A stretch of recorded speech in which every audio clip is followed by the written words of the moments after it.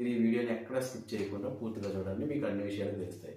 మీకు ఏదైనా విషయంలో డౌట్ ఉంటే కనుక కింద కామెంట్ చేయండి, మీకు అది క్లియర్ చేయడానికి నేను ప్రయత్నిస్తాను.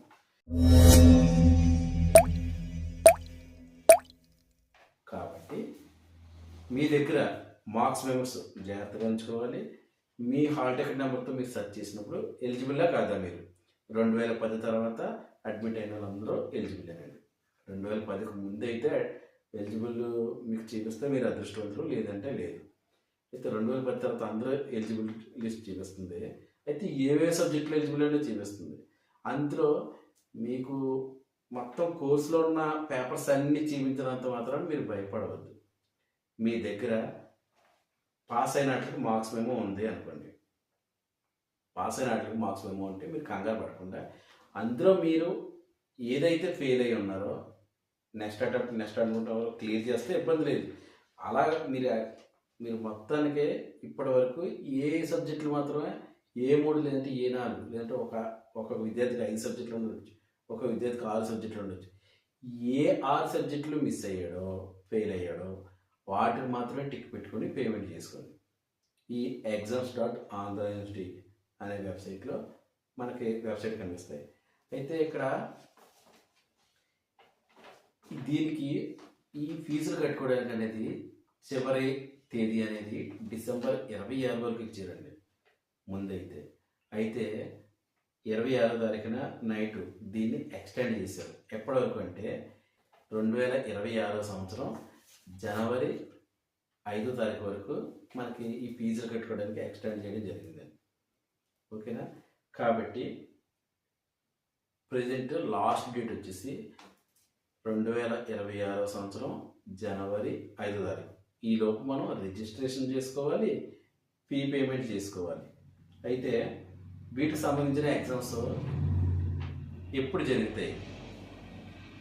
ఎగ్జామ్స్ ఎప్పుడు జరుగుతాయి అంటే మీకు 2026 సంవత్సరం ఫిబ్రవరి 20 తర్వాత జరుగుతాయండి ఖచ్చితంగా. ఎందుకంటే జనవరిలో ఫెస్టివల్స్ ఉంటాయి, ఎగ్జామ్ షెడ్యూల్ చేయాలి. అందులోనే స్టూడెంట్స్ కట్టిన ఎంతమంది స్టూడెంట్స్ అన్నీ చూసుకుంటారు. యూనివర్సిటీ ఏ కేటగిరీ చేసుకుంటారో వాళ్ళకి పేపర్స్ రెడీ చేయాలి. సో ఫిబ్రవరి 20 అనేది టెంటేటివ్ డేట్స్ అప్పుడు ఇస్తారు, అప్పటికప్పుడు ఇస్తారు. 20 తర్వాత ఉంటుంది, 20కి ముందు అయితే ఉండదు ఖచ్చితంగా, ఫిబ్రవరి 20 తర్వాత ఉంటుంది. అయితే ఈ ఎగ్జామ్స్ ఎక్కడ జరుగుతాయి? ఖచ్చితంగా యూనివర్సిటీ నోటిఫికేషన్లో ఇచ్చింది అయితే కనుక ఆంధ్ర యూనివర్సిటీ క్యాంపస్లోనే జరుగుతాయని ఇచ్చిందండి. ఒకవేళ యూనివర్సిటీ బేర్ చేయలేనంత ఎక్కువ మంది స్టూడెంట్లు ఉంటే కనుక అప్పుడు వేరే సెంటర్లు ఏదైనా ఇవ్వచ్చు. కానీ మ్యాక్స్ టు మ్యాక్స్ మీకు ఏయూ క్యాంపస్లోనే ఎగ్జామినేషన్స్ ఉంటాయి. అయితే మనం సబ్జెక్టు 1500 కడతాం కదా, ఖచ్చితంగా పాస్ చేసి మార్క్ లిస్ట్ ఇచ్చేస్తారా? అలా అవ్వదండి, అలా ఆశపడద్దు. ఎందుకంటే మీరు మినిమం చదువుకొని వెళ్ళాలండి. అందులోని యూనివర్సిటీ ఎగ్జామ్స్ కాబట్టి, యూనివర్సిటీలో జరుగుతున్నాయి కాబట్టి మీరు ఏదైనా హెల్పింగ్ జరుగుతుంది ఇలాంటి ఆలోచనలు అస్సలు పెట్టుకోవద్దు. మీరు మినిమం చదవండి. మీరు చదివిన సబ్జెక్టు కదా మినిమం చదువుకుని వెళ్తే కనుక మీకు ఉపయోగం ఉంటుంది.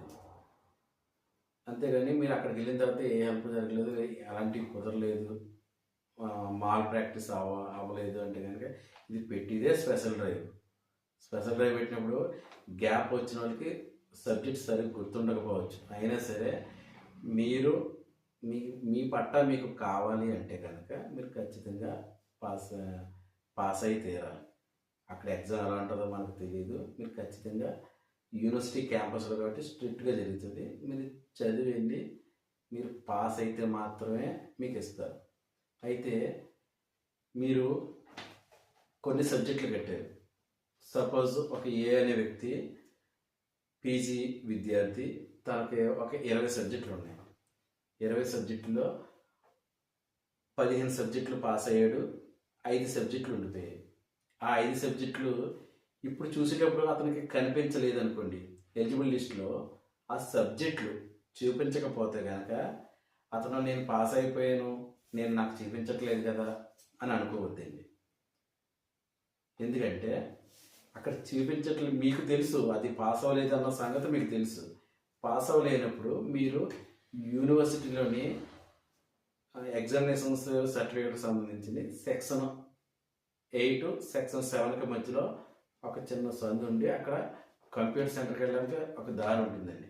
ఆ కంప్యూటర్ సెంటర్కి వెళ్ళామంటే అక్కడ మన హాల్ టికెట్ నెంబరు, సబ్జెక్టులు మిస్ అయినవి వేస్తే కనుక వాళ్ళు చెక్ చేస్తారు. చెక్ చేసి ఒకవేళ నాకు ఆన్లైన్లో ఫీజు పే చేయడానికి నాకు ఈ సబ్జెక్టులు చూపించట్లేదు, నేను ఖచ్చితంగా అవి పాస్ అవ్వలేదు అని అక్కడ కంప్యూటర్ సెంటర్లో మీరు తెలియజేస్తే కనుక మీ హాల్ టికెట్ నెంబర్కి ఆ సబ్జెక్టులు అన్లాక్ చేస్తారు. అప్పుడు మీరు ఒక హాఫ్ అన్ అవర్ లేదంటే 1 అవర్లో మీకు అన్లాక్ అవుతుంది. మీరు మళ్ళీ ఫీ పేమెంట్ చేసుకోవడానికి రిజిస్టర్ చేసుకునేటప్పుడు మీకు అప్పుడు సబ్జెక్టులు అనేది చూపిస్తుంది. కాబట్టి అప్పుడు మీరు ఫీ పేమెంట్ చేసుకోవచ్చు.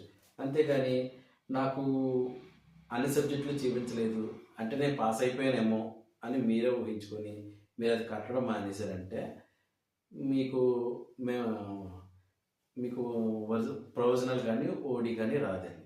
మీకు ప్రొవిజనల్లో లేదంటే ఓడి ఒరిజినల్ డిగ్రీ మీకు మీ చేతికి అందాలి అంటే కనుక మీరు రెగ్యులర్గా చదివేటప్పుడు లేదంటే సప్లీలు రాసుకున్నప్పుడు మీరు కోర్సు ఆ సబ్జెక్టులు పాస్ అయిన మార్క్స్ మెమోస్ ఉండాలి.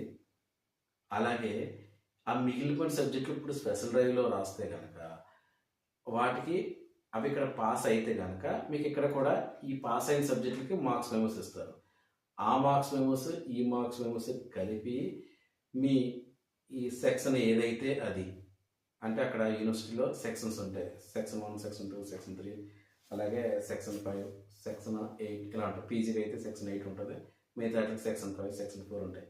సో ఈ సెక్షన్లోకి వెళ్ళి మీకు సంబంధించిన ప్రతి సబ్జెక్టు పాస్ అయిపోయినట్లు మీరు పాస్ అయినట్లు కనుక మీరు మార్క్స్ మెమోస్ వాళ్ళకి హ్యాండ్ ఓవర్ చేస్తేనే, హ్యాండ్ ఓవర్ అంటే వాటి జిరాక్స్ ఇచ్చి మీరు అప్లై చేస్తే మాత్రమే మీకు ప్రొవిజనల్ సర్టిఫికేట్ వస్తుంది. అంతేగాని మీరు నాకు చూపించలేదండి, నాకు స్పెషల్ డ్రైవ్లో అందువల్ల నేను కట్టలేదంటే వాళ్ళు ఏం చేయలేరు. అది మన రెస్పాన్సిబిలిటీ. మనం పాస్ అవ్వలేదన్న సంగతి మనకు తెలుసు కాబట్టి మనం చెక్ చేసుకొని క్లియర్గా అక్కడ మనం నాకు చూపించట్లేదని నువ్వు కంప్యూటర్ అక్కడ సెక్షన్ 8 పక్కనే ఉంటుందండి ఆంధ్ర యూనివర్సిటీలో. కంప్యూటర్ సెంటర్లోకి వెళ్ళి నేను ఖచ్చితంగా ఈ సబ్జెక్టు ఫెయిల్ అయిపోయాను కానీ నేను ఫీజు కట్టడానికి రిజిస్ట్రేషన్ చేసుకోవడానికి నాకు చూపించట్లేదు అంటే వాళ్ళు ఎనేబుల్ చేస్తారు. అర్థమైంది అనుకుంటున్నాను. కాబట్టి మీరు ఫీ పేమెంట్ చేసుకునేటప్పుడు మీరు జనరల్గా మీ ల్యాప్టాప్ కానీ పీసీ ఉంటే కానీ దాంట్లో కనుక ఈ exams.andhra-university వెబ్సైట్లో మీరు ఎలిజిబిలిటీని చెక్ చేసుకొని మీరు ఫెయిల్ అయిన సబ్జెక్ట్లో టిక్ పెట్టుకొని మీరు ఫీ పేమెంట్ చేసుకోండి. అలాగే లేదు మీకు తెలియట్లేదు పేమెంట్ చేయడం అంటే కనుక మీ దగ్గరలోని ఇంటర్నెట్ సెంటర్ ఎక్కడన్నా మీరు వెళ్ళి మీరు పేమెంట్ చేసుకోవచ్చు. మీరు ఆంధ్ర యూనివర్సిటీ వరకు వెళ్ళి అక్కడ బయట నెట్ సెంటర్ దగ్గర చేయకండి. ఎందుకంటే వాళ్ళ కోపం వస్తున్నాము, వాళ్ళు ఈచ్ ట్రాన్సాక్షన్కి 250 రూపాయలు తీసుకుంటున్నారు, తక్కువగానే కాదు. చాలామంది విద్యార్థులు అంత దూరం వెళ్ళి ఎంత ఖర్చు పెట్టాం కదా అని పడుతున్నారు. సో మీరు అంత దూరం వెళ్ళి అక్కడ నెట్ సెంటర్లో ఒక్కొక్క ట్రాన్సాక్షన్కి 250 రూపాయలు అంటే 6 సెమిస్టర్లోని 6 సబ్జెక్టులు ఉండిపోయాయి అనుకోండి. ఆ 1500 ప్లస్ యూనివర్సిటీ ఏమో ఒక ట్రాన్సాక్షన్ ఒక 55 రూపాయలు ఎక్స్ట్రా యూనివర్సిటీ వెబ్సైటే తీసుకుంటుంది. అది కాకుండా అక్కడ ఇంటర్నెట్ సెంటర్ వాళ్ళు ఒక్కొక్క ట్రాన్సాక్షన్కి 250 రూపాయలు ఎక్స్ట్రా కట్టాలి. కాబట్టి మీరు అంత దూరం వెళ్ళాల్సిన పని లేదు, ఇప్పుడు అంతా ఆన్లైనే. కాబట్టి మీరు మీ ఇంటి వద్దనే ఉండి మీరు ఫీ పేమెంట్ చేసుకునేటప్పుడు చేసుకున్న తర్వాత రిసిప్ట్ ఉంటుంది కదా, ఆ రిసిప్ట్ జనరేట్ అవుతుంది పేమెంట్ అయిపోయిన తర్వాత. ఆ రిసిప్ట్ అనేది మీ దగ్గర జాగ్రత్తగా ఉంచుకుంటే సరిపోతుంది.